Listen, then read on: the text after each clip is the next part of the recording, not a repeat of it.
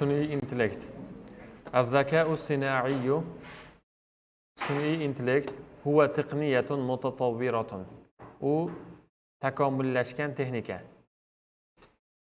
Xo'p, tusa'idu fi kathir min al-majalati. Ko'pgina sohalarga yordam beradi. Endi biz buni mana bu qismini tarjima qilishlikda bunga sifat qilib tarjima qilamiz. Ya'ni ko'pgina sohalarga yordam beradigan takomillashgan texnikadir.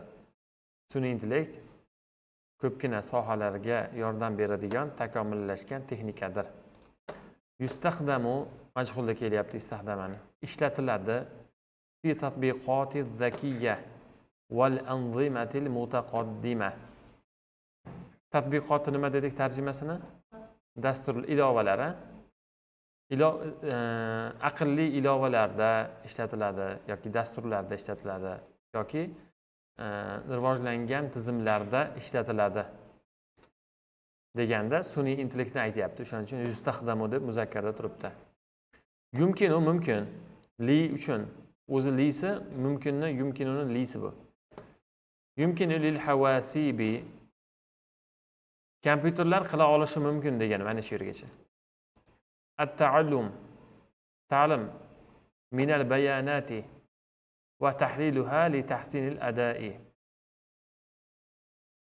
Xo'p. Kompyuterlar o'rgana olishi mumkin, tahlil qila olishi mumkin degan ma'noda. Bayonotlarni tahlil qila oladi va uni tahlil qila oladi.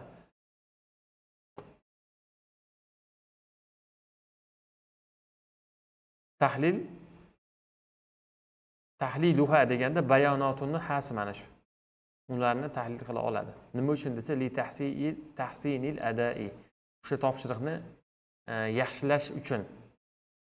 Fil majali tibbiy tibbiyot sohasida esa yusa'idu zaka'u sina'iyyu sun'iy intellekt yordam beradi.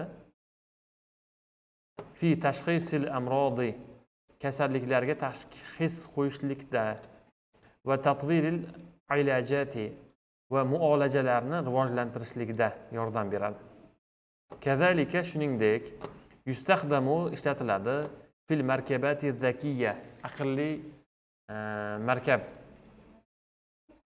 minish vositalarida, aqlli transportlarda li tahsini siyaqati ya'ni boshqaruvni yaxshilash uchun va tajannubil hawadisi va yo'l mana hawadis degani yo'l transport hodisalar, baxtsiz hodisalardan uzoqlashish uchun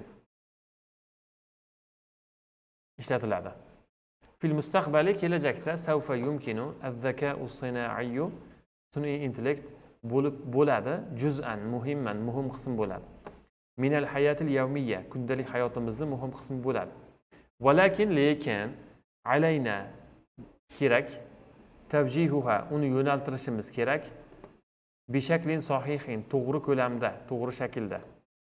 Li tajannubil maxotiri xatarlardan qochishlik uchun to'g'ri ko'lamda uni yo'naltirishimiz kerak, deyapti.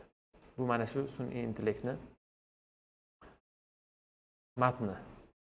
So'zlarni birma-bir yodlash kerak, bir-ikkima qilib.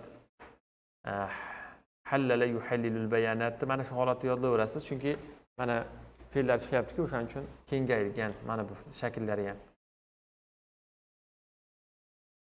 Terminlarni bilmasangiz